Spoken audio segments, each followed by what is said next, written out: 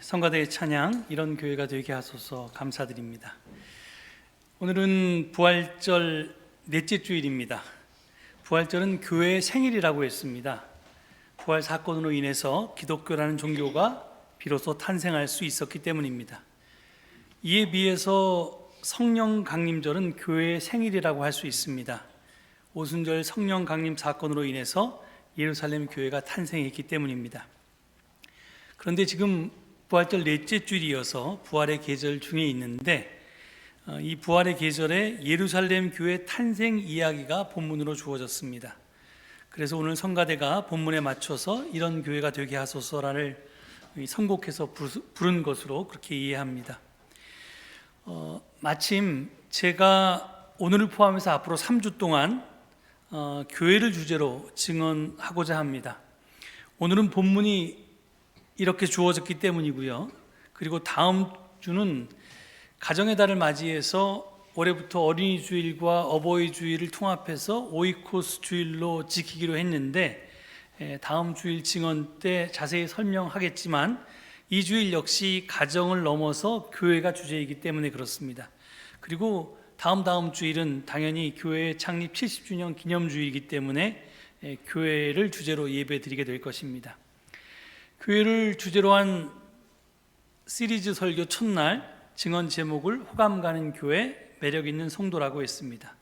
사실 저는 이런 뻔한 제목의 설교 제목을 굉장히 싫어하는데 이 본문에 등장하는 호감과 매력이라는 단어를 꼭 제목에 집어넣고 싶어서 하다 보니까 이렇게 됐습니다. 사실 지금은 교회가 사람들에게서 호감을 잃은 시대입니다. 교회가 곳곳에서 공격받고요. 조롱거리로 변한 세상에서 우리는 교회 창립 70주년을 앞두고 있습니다. 지난 2월에 기독교 윤리 실천 운동이 2023년 한국교회 사회적 신뢰도 여론조사를 발표했습니다. 지금 화면에 나오는데요. 그 조사 결과에 따르면 한국교회를 신뢰하십니까? 라는 질문에 대해서 긍정적인 답변, 매우 신뢰한다, 약간 신뢰한다는 21.0%에 불과했습니다. 이는 다른 말로 하면 국민 5명 중 4명이 한국 교회를 신뢰하지 않는다는 뜻입니다. 이런 예는 쭉 있습니다. 이어서 한국 교회가 우리 사회에 전체적으로 얼마나 기여하고 있다고 생각하십니까? 라는 질문에 매우 또는 약간 그렇다가 합쳐서 24.1%고요. 별로 또는 전혀 기여하고 있지 않다가 70.8%였습니다. 긍정적 응답에 비해서 부정적 응답이 3배 가까이 높았습니다. 가장 호감이 가는 종교는 무엇이냐라는 질문에는 가톨릭이 24.7%, 불교가 그 다음으로 23.4%, 기독교, 그러니까 개신교가 16.2%입니다. 그러니까 가톨릭과 불교에 비해서 약 10% 정도 차이가 났습니다.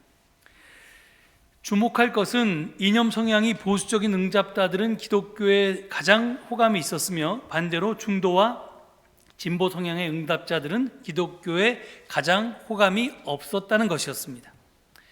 하여튼 이번 기훈실 조사는 비교적 따끈따끈한 조사입니다. 2023년 1월 11일부터 15일까지 5일간 만 16세 이상 남녀 1000명을 대상으로 한 것이었는데 한국교회에 대한 전반적인 인식이 부정적인 것을 확인할 수 있습니다. 그런데 저는 이 조사는 이제 호랑이 담배 피던 시절의 이야기라고 생각합니다. 그 이유는 바로 지금 화면에 뜨는 저 넷플릭스 다큐멘터 시리즈 나는 신이다, 신이 배반한 사람들이라고는 저 다큐멘터리가 방송되어서 큰 화제를 일으켰기 때문입니다. 여러분 중에 아마 보신 분들도 많으실 텐데요. 이 넷플릭스는 돈을 내고 유료로 가입한 사람들만 볼 수 있는 채널입니다. 그러니까 이제 그런데 이게 넷플릭스에서 1위 했을 뿐만이 아니라요. 이 OTT 통합 콘텐츠 랭킹 1위를 차지했습니다. 그러니까 이 모든 인터넷으로 동영상을 제공하는 모든 그 프로그램 가운데 저 프로그램이 1등했다는 겁니다. 그러니까 얼마나 많은 사람들이 봤는지 알 수 있습니다. 이 다큐멘터리의 주된 주제는 사이비 종교였습니다. JMS 그리고 오대양, 아가동산, 만민중앙교회를 중심으로 사이비 종교 피해자들의 폭로를 통해서 사이비 종교들의 실체를 드러내는 것이 주된 내용이었습니다. 그런데 이 다큐 나는 신이다에 대한 리뷰로 아까 기독교 윤리실천운동본부에서 이 백종원이라고 하는, 요리사 백종원이 아니고요, 그러니까 백종원이라고 하는 청년위원이 있는데 이 사람이 글을 썼습니다. 글 필명은 뭐 100%인가 이렇게 해서 쓰던데요, 이 기윤실 홈페이지에 교회에 질려버린 사람들이라는 제목으로 글을 쓴 것을 제가 읽어보았습니다. 공감이 되어서 그의 글 중 일부를 여러분께 소개하고자 합니다. 이런 방송이 나오면 교회에서는 줄곧 그래서 이단에 빠지지 않도록 조심해야 해, 이단 아웃이라는 말을 하면서 성도들이 이단에 빠지지 않도록 예배 출석을 더 강조하거나 이단에 대한 적개심을 키워주거나 이단들이 사람들을 꼬드길 때 주로 사용하는 영업, 즉 마케팅 수단을 살펴본다.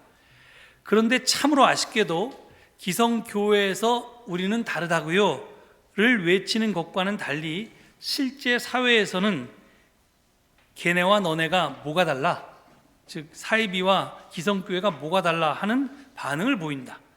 당장 트위터에서 나는 신이다와 개신교를 검색해보면 다큐에 나오는 사이비와 개신교회의 공통점과 냉소적인 비판을 담은 글을 어렵지 않게 찾아볼 수 있다. 이제는 인정하자. 한국 사람들은 한국교회에 질려버렸다. 정확히는 한국교회가 낳은 비이성적인 언행과 더럽고 치졸한 행태에 질려버렸다.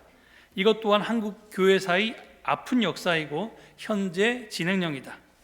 교회에 질려버린 사람들, 하나님에게 화난 사람들, 하나님이 미운 사람에게 지금의 우리는 무엇을 할 수 있을까? 이렇게 글이 계속됩니다.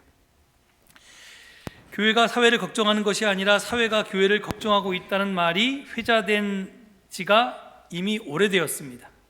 그런데 코로나 팬데믹을 거치면서 교회의 사회적 신뢰도는 하락한 게 아니라 추락을 했습니다. 종강운으로 대표되는 구기독교의 여러 만행 때문입니다. 나아가 일반 국민은 신천지나 JMS 등의 이단과 개신교를 구분하지 못합니다. 아니, 그들이 보기에 개신교회나 이단이나 도찐 개찐입니다. 우리가 아무리 우리는 저들과 다르다 이렇게 외쳐봐야 국민들이 듣기에는 헛소리로 들릴 뿐입니다. 왜? 저들은 교회에 질려버렸기 때문입니다. 그 이유에 대해서는 다음 주에 좀 더 추가로 설명해 드리겠습니다.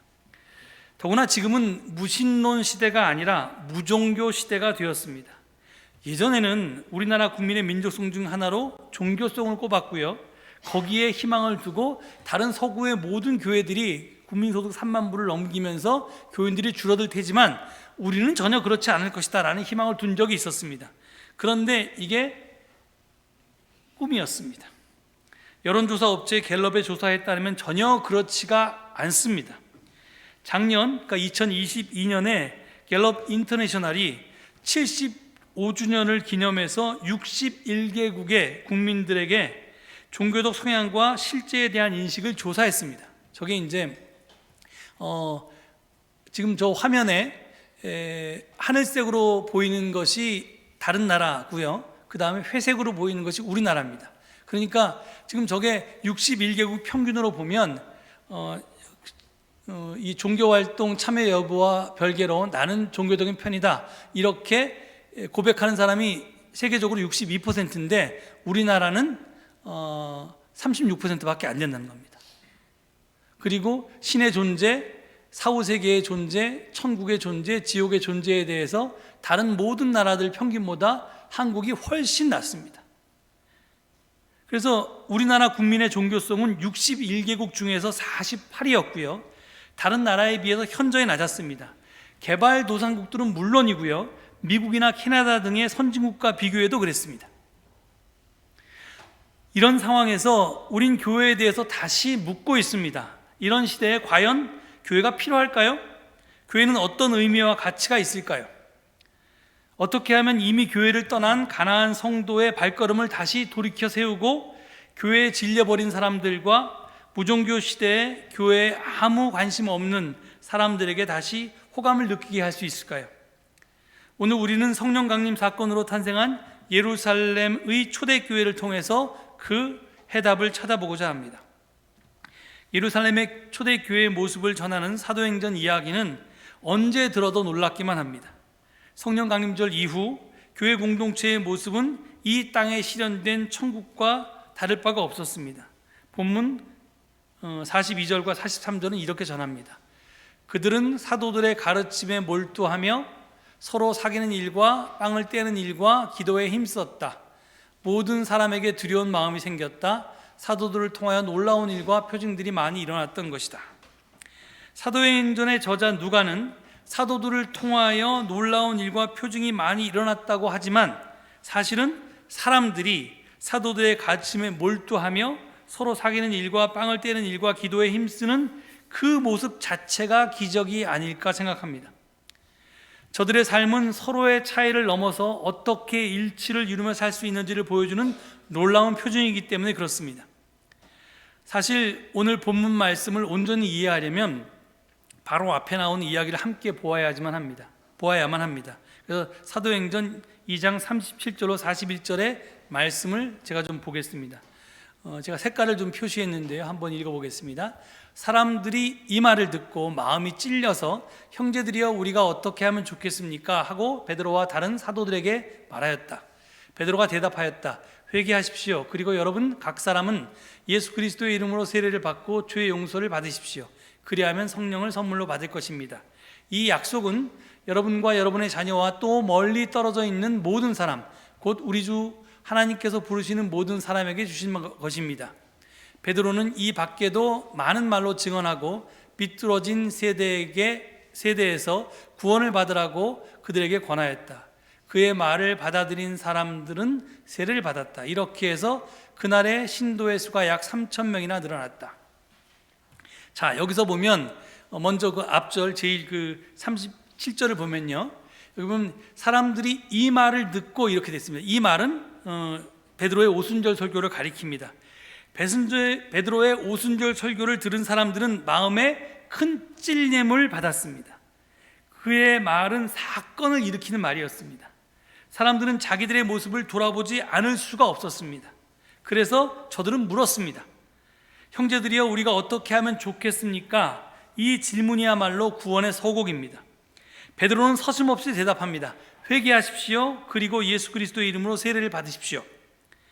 이게 지금 여러분 성경 신약 성서의 원어가 헬라어 그리스말로 되어 있는 거 잘 아실 겁니다. 그리고 그리스말이나 뭐 이런 서양의 말들은 라틴 말과 이제 베이스가 비슷하기 때문에 영어로 번역할 때 훨씬 더 이해하기가 쉬운데요. 우리말로 하면 회개하십시오. 그리고 여러분 각 사람은 예수 그리스도의 이름으로 세례를 받고 죄의 용서를 받으십시오. 이렇게 되어 있지만 영어 성경을 보면 아주 간단합니다.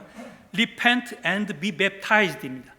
그러니까 여기서 repent란 말과 baptize란 말 외에는, 그러니까 그리스 원어로 보면 소위 메타노에오라는 말, 그러니까 이제 회개하라 이런 말하고, 그 다음에 베프티조라고 하는 말, 세례를 받는다는 이 두 단어만 명령법 동사이고요. 나머지는 이 동사를 다 꾸미는 말들입니다. 그러니까 베드로가 말한 메시지는 딱 두 개입니다. 회개하라, 세례를 받으라, 이겁니다. 회개란 우리의 전 존재가 새로워지는 과정의 시작입니다. 하나님을 믿는다고 하면서도 돈과 명예와 지위를 가장 소중한 가치로 여기는 삶과 결별하는 것입니다. 이웃을 경계하고 미워하고 배척하던 삶으로부터 돌이키는 것입니다. 이에 대해서 뒤에 좀 더 자세히 살펴보겠습니다. 그리고 세례를 받는다, 특히 예수의 이름으로라는 것 단서가 붙는데요, 예수의 이름으로 세례를 받는다는 것은 예수와 한 운명이 되는 것을 뜻합니다. 세례는 단순히 깨끗한 물에 죄로 물든 내 더러운 몸을 씻는 정화의식이 아니었습니다. 초대교회의 세례식은 내가 예수와 함께 십자가에 달려서 죽었다가 예수와 함께 다시 살아나는 것을 상징적으로 표현하는 의식이었습니다. 그래서 크리스천은 세례를 통해서 예수 그리스도처럼 로마에 대해서, 즉 세상에 대해서 죽고 예수를 위해서 예수 안에서 부활한 삶을 살게 된다고 바울은 얘기했던 것입니다. 그래서 제가, 여러분 이 사진 기억날 텐데요, 제가 2021년에 주님의 세례주일날 세례에 대해 설명하면서 초대교회 세례가 어떤 의미를 가지는지 그림으로 설명한 적이 있습니다. 저게 뭐냐면 바로 초대교회가 이제 교회당을 짓기 시작하면서, 그러니까 이게 사실은 3세기 이후의 일입니다. 왜냐하면 1세기, 2세기 때는 교회가 불법 종교였기 때문에 교회를 지을 수도 없었고요. 이제 비로소 합법 종교가 되어서 교회당을 지으기 시작할 때부터 언제나 교회당 한편에 세례를 줄 수 있는 시설을 따로 만들었습니다. 저게 이제 소위 베프티즈말 폰트라고 해서 세례 반, 세례 탕이 해당되는 건데요. 이게 보면 십자가 모양으로 만들어졌습니다. 그리고 꼭 무덤처럼 생겼습니다.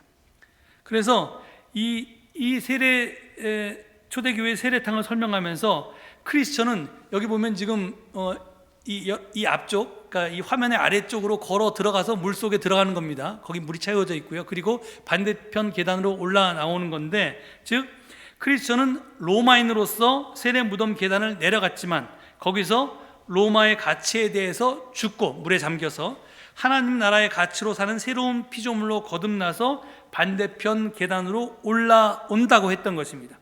그래서 다음 사진을 보면요, 그래서 이 세례 과정을 한마디로 하면, 제가 이제 그 단면도를 표시한 거죠. Dying to Rome, living for Christ. 그래서 세례의 의미는 로마에 대해서 죽고, 즉 세상에 대해서 죽고 그리스도를 위해서 살게 되는, 다시 살게 되는 과정을 그렇게 상징적으로 보여주는 게 세례의식입니다. 궁금하시면 2021년 1월 10일자 증언을 다시 보시면 됩니다. 자, 우리가 세례를 받아서 로마에 대해서 죽고 그리스도를 위해서 살게 되었다는 것은 세상에 대해서, 즉 세상의 가치에 대해서 죽고 하나님 나라와 그 의를 위해서 살기로 했다는 그런 뜻입니다.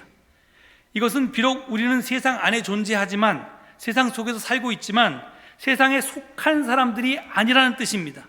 그리스도 안에 속한 사람들이라는 뜻입니다.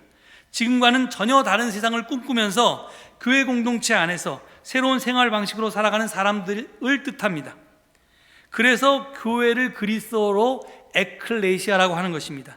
에크, 밖으로, 클레아는 이게 부른다는 거죠. 불림받은, 밖으로 불림받은 공동체라는 뜻입니다. 세상 사람들은 다 이 넓은 길로, 이게 옳다고 살아가는데, 잘 먹고 잘 살기 위해서 떵떵거리면서 뭐 좀 더 많이 가지려고, 좀 더 높아지려고 뭐 이런 욕심을 가지고 살아가는데, 그런 세상 사람들이 가던 길에서부터 그 길 밖으로 불림받은 공동체가 바로 교회라는 것입니다. 세상의 질서로부터 탈출해서 하나님 나라의 질서로 살아가는 사람들의 공동체가 바로 교회입니다. 교회 공동체는 세상의 풍조, 세상의 질서, 세상의 생활 방식, 세상의 가치, 세상의 이념을 거부하고 먼저 하나님 나라와 그의 의를 추구하며 사는 사람들의 모임입니다. 세례는 내가 그런 공동체의 일원이 되겠다는 결연한 의지의 표현이고요, 앞으로 그렇게 살겠다는 하나님과의 약속이었습니다. 여러분들 다 세례 받으셨으니까 그렇게 사셔야 된다는 겁니다. 이것이 바로 예수의 이름으로 세례 받는다는 것의 진짜 의미였습니다. 이렇게 해서 세례를 받은 사람들은 사도들의 가르침에 몰두하며 서로 사귀는 일과 빵을 떼는 일과 기도에 힘썼다고 42절은 말합니다. 여기서 그 핵심은요, 빵을 떼는 일입니다.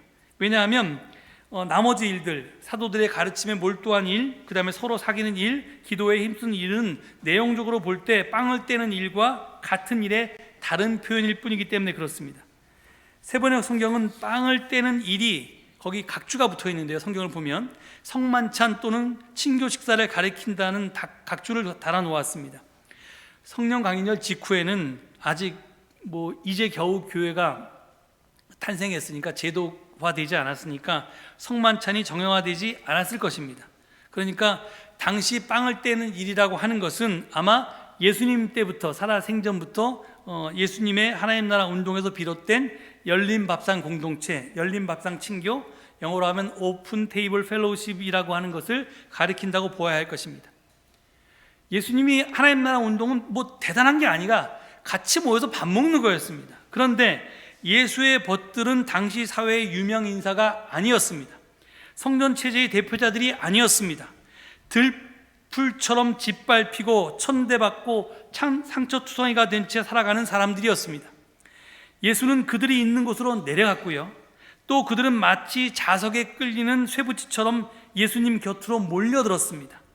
그래서 예수가 있는 곳에서는 그들이 함께 모여서 잔치를 벌였습니다. 점잖고 높으신 분들의 잔치 자리에는 서열에 따라서 배치되었죠. 높은 사람은 이 윗자리에 앉고 낮은 사람들은 그 자리에 끼지도 못하고 저기 딴 데 가서 먹고, 우리나라도 1950년대까지 이 가정주부들은 부뚜막에서 밥을 먹었지 않습니까? 저기 경상도에서 남자들은 다 안방에서 자기 독상 차지하고 밥 먹을 때 그 식사를 준비한 아녀자들은 부뚜막에서 서서 먹었습니다. 그러니까 이게 그렇게 이제 그게 그런 차별의 자리였는데, 이 서열에 따른 그런 배치가 없었습니다. 지켜야 할 격식과 예절이 엄연히 당시에도 있었지만 예수가 벗들과 벌인 잔치는 그렇지가 않았던 것입니다. 기득권자들이 예수를 비난하면서 마태복음 11장 9절에 보면, 보아라, 저 사람은 마구 먹어대는 자요, 포도주를 마시는 자요, 세리와 죄인들의 친구다 라고 했던 것은 사실에 근거한 것이었습니다. 예수님은 그렇게 사셨습니다. 예수님은 이 말을 모욕적으로 받아들이기는커녕 오히려 기쁨으로 받아들였습니다. 예수의 밥상에서는 누구도 눈치를 살피지 않아도 되었고요, 마음껏 웃고 떠들고 즐길 수가 있었습니다. 예수의 밥상에 동참한 이들은 모두 벗이었습니다. 그 잔치를 통해서 가혹한 로마 제국의 수탈과 성전 유대교의 종교적인 차별 때문에 갈기갈기 찢겼던 사람들의 마음이 치유되었습니다. 그 만남을 통해서 그들은 나눔과 섬김의 바탕을 둔 삶이 가능하다는 사실과, 비록 가난할 망정 함께 나눌 때 그 가난한 삶도 축제가 될 수 있다는 사실을 몸소 체험했습니다. 누구나 차별 없이 환대받고 사람으로서 대접받는 그 잔치자리에서 병고에 시달리던 사람들, 그 다음에 귀신 들린 사람들은 씻은 듯이 나았습니다. 세상죄에 사로잡혀 살던 사람들은 해방이 되었습니다. 내가 조금씩 나누면 배고픈 사람들이 배불리 먹을 수 있고, 이웃의 소리에 귀를 기울이고 그들의 어려움을 덜어주기 위해서 내가 사랑의 수고를 마다하지 않으면 주는 것이 받는 것보다 더 복이 있다는 말씀이 진짜구나 하는 것을 깨닫게 되었습니다. 이것이 참된 행복이고 삶의 보람이고 진정 사람답게 사는 것임을 저들은 예수의 식탁을 통해서 배웠습니다. 바로 그게 놀라운 일이고, 사람들은 이 대안적인 삶에 호감이 가고 매력을 느껴서 초대교회에 자발적으로 합류하게 되었다는 것입니다. 이게 예수님이 살아서 갈릴리 지방에서 벌였던 열린 밥상 공동체가 이제 예수님을 잡아 죽였던 로마 군인들과 예루살렘의 성전 지도자들이 드글드글 대던 예루살렘 한복판에서 지금 예수의 열린 밥상 공동체가 이루어졌고, 그 공동체의 매력을 느낀 사람들이 그 교회에 모여들었다는 겁니다. 산 위에 있는 마을을 숨길 수 없는 것처럼 참된 교회는 사람들에게 저절로 드러나게 마련입니다. 저는 우리 교회가 이런 교회가 되기를 바랍니다. 누구든지 찾아오면 차별 없이 환영하고, 삶에 지친 사람들의 마음을 위로하고, 세속적인 행복보다 더 아름다운 삶이 있다는 것을 맛보게 하고, 예수라는 표대를 향해 가는 길벗들이 만나서 외로움에서 벗어날 수 있게 하고, 하나님의 꿈을 이루기 위해서 기꺼이 내가 해산의 수고를 감당하는 그런 교회 말입니다. 우리는 주일 예배 때마다 서울제일교회 신앙 고백을 되뇌입니다. 저는 더도 말고 덜도 말고 딱 그 고백대로 실천만 한다면 우리 교회는 호감 가는 교회가 되고 우리 모두는 매력 있는 성도가 되리라 믿습니다. 제가 여기에 대해서는 다음 주일에 또 추가로 시리즈 설교니까 다음 주에 더 보태기로 하고, 우리가 꼭 그런 교회가 되어서 우리에게 그런 삶 자체가 복이 되고 또 이웃에게 덕이 되고, 그리고 하나님께 영광을 돌리게 되기를 간절히 축원드립니다. 이 말씀 기억하시면서 잠시 침묵 가운데 묵상하시겠습니다.